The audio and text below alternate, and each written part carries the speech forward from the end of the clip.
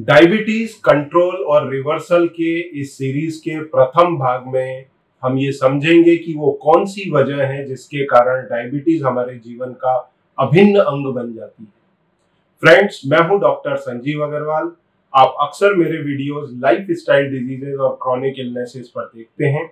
यदि ये वीडियो आपको पसंद आए तो आप इसे जरूर लाइक करें, आपके फ्रेंड्स के साथ शेयर करें और चैनल को सब्सक्राइब करें। देखिए, इस पर्टिकुलर पार्ट में हम ये समझेंगे कि वो कौन सी वजह है जिनके कारण डायबिटीज लोगों के जीवन का अभिन्न अंग बन जाती है और किस तरह उससे बचा जा सकता है। एक आम मरीज की भाषा में डायबिटीज का मतलब होता है कि उसके ब्लड में शुगर डिजायर्ड लेवल से ज्यादा हो गया है। शुगर को और एप्रोप्रिएटली डिफाइन किया जाए तो ब्लड ग्लूकोज। ठीक है, अब डॉक्टर उसको समझाते भी हैं कि आप आपकी एक्टिविटी बढ़ाएं और जो कार्बोहाइड्रेट आप कंज्यूम कर रहे हैं डाइट में उनको कंट्रोल करें। अब चूंकि कार्बोहाइड्रेट एक टेक्निकल टर्म है तो उनको सिंप्लीफाई करके समझाना पड़ता है एक सामान्य भाषा में कि आप सभी मीठी चीजों का परहेज करें। कंफ्यूजन इधर से ही शुरू होता है। सभी मीठी चीजों में क्या आ जाता है? शक्कर, हनी, गुड़, मिठाइयां, इवन फ्रूट्स। तो यहां पर पेशेंट को कंफ्यूजन शुरू होता है। अब उसे यह समझ में नहीं आता कि कई इस तरह की चीजें हैं जो हाई कार्बोहाइड्रेट रहता है जिन चीजों में, पर वो मीठी नहीं होती, पर उनका परहेज करना भी उतना ही जरूरी है जितना शक्कर का परहेज करना जरूरी है। अब यहां बात कैसी हो जाती है, एक उदाहरण से हम इसको समझ सकते हैं। एक मरीज है, ट्रेडमिल पर चल रहा है, वजन उसका ज्यादा है, वजन उसे कम करना है। एक 40 मिनट चलने के बाद 70-80 कैलोरीज कंज्यूम करने के बाद में वो नीचे उतरता है, हल्का भूख का एहसास होता है और वो एक समोसा खा लेता है। अब आप भी बता सकते हैं, कोई बच्चा भी बता सकता है कि ये भाई अपना वजन इन आदतों के साथ में कभी कम नहीं कर पाएंगे। पर यही समस्या डायबिटीज के पेशेंट्स के साथ भी होती है। एक तरफ वो दवाइयां लेते हैं, दूसरी तरफ high amount of carbohydrate consume करते हैं। अच्छा, उनका सोचना ये होता है कि जैसी डॉक्टर ने सलाह दी है वो उसको सबको फॉलो कर रहे हैं, पर हकीकत इससे कहीं बहुत ज्यादा परे है, क्योंकि वो चीज उनको समझ में ही नहीं आई है। कार्बोहाइड्रेट थोड़ा टेक्निकली अगर समझा जाए तो ये 3 तरह के कार्बोहाइड्रेट प्रमुख हैं जो ब्लड शुगर को बढ़ाते हैं। मोनोसैकेराइड, जिसमें आता है ग्लूकोज और फ्रक्टोज जो अक्सर फलों के अंदर रहते हैं।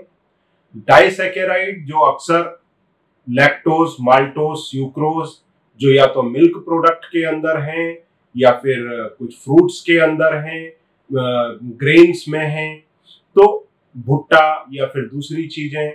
अब तीसरा जो सबसे प्रमुख पॉलीसैकेराइड्स हैं, जैसा स्टार्च या फिर एक और आपने सुना होगा फाइबर।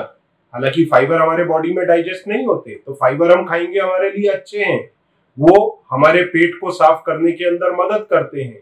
पर वहीं जो स्टार्च है ये फुल ऑफ ग्लूकोज है। ये हमारे ब्लड से एब्जॉर्ब होके लिवर में जाता है और लिवर में जाके कन्वर्ट होता है ग्लूकोज में और ब्लड फ्लो में पुश कर दिया जाता है।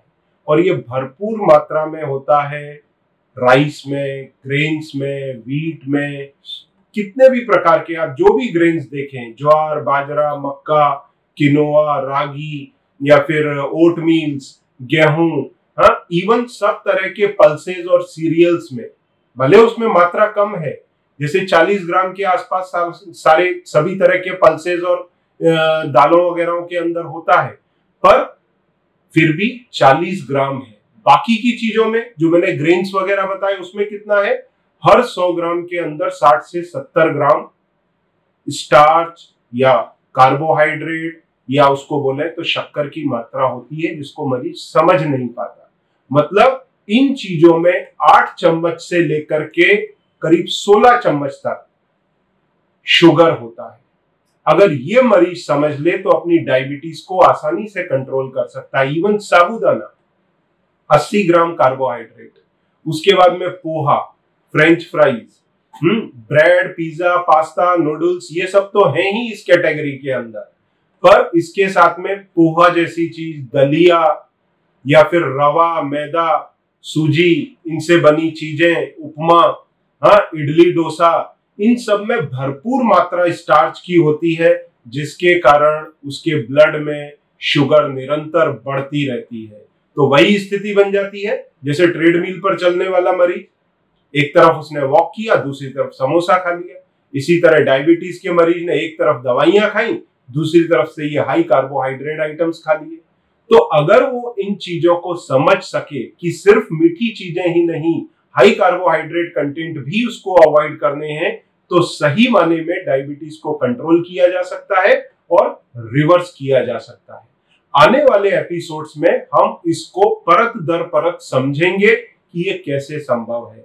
पर चूंकि हमको डायबिटीज के कंसेप्ट को पूरी तरह समझना है, जिससे हम इसको कंट्रोल कर सके और रिवर्स कर सके, तो पहले हम चाहेंगे कि आपके फ्लैशबैक में जाएं और ये समझें कि इसकी शुरुआत, डायबिटीज की नींव आपके बॉडी में कैसे रखी गई। यदि आपको कुछ शंकाएं हैं, आप मेरे साथ में लाइव वीडियो कॉल भी कर सकते हैं, या आप मेरे जो असिस्टेंट हैं उनसे असिस्टेंस ले सकते हैं इसको अच्छी तरह जानने के लिए, डायबिटीज को कंट्रोल करने के लिए या रिवर्स करने के लिए। साथ में ग्लूकोफ्री, जो डायबिटीज को कंट्रोल करने के लिए एक काफी अच्छा हर्बल प्रोडक्ट है, जो आपके ब्लड शुगर को रेगुलेट करता है, साथ में आपके पैंक्रियास को भी मजबूत करता है, इंसुलिन बनाने के लिए, आपके ब्लड शुगर को कंट्रोल में रखने के लिए उसका सपोर्ट ले सकते हैं। या जिनको न्यूरोपैथीज के प्रॉब्लम है वो नर्वोकूल का सपोर्ट ले सकते हैं, जिससे हाथ पैर में सुन पड़ना या फिर जलन होना, कांटे जैसे चुभना, इस तरह की समस्याओं पर काबू पाया जा सकता है। पर न्यूरोपैथीज पर काबू तभी पाया जा सकेगा जब आप पहले अपना डायबिटीज कंट्रोल करेंगे। तो मेरा आप सभी को ये सजेशन होगा कि आप इस पूरी सीरीज को देखें, अपने फ्रेंड्स के साथ शेयर करें और साथ में चैनल सब्सक्राइब करें, जिससे आप किसी भी एपिसोड को मिस ना करें। ये पूरी चीज समझने में आपको फिर मदद मिलेगी। आप डाइट का किस प्रकार से चयन करें, क्या खाएं क्या ना खाएं, जिससे आप डायबिटीज को दुनिया के सबसे आसान तरीके से कंट्रोल कर सकते हैं, इवन रिवर्स कर सकते हैं। तो आने वाले एपिसोड्स के अंदर, आने वाले पार्ट्स के अंदर हम ये समझेंगे। Thank you very much.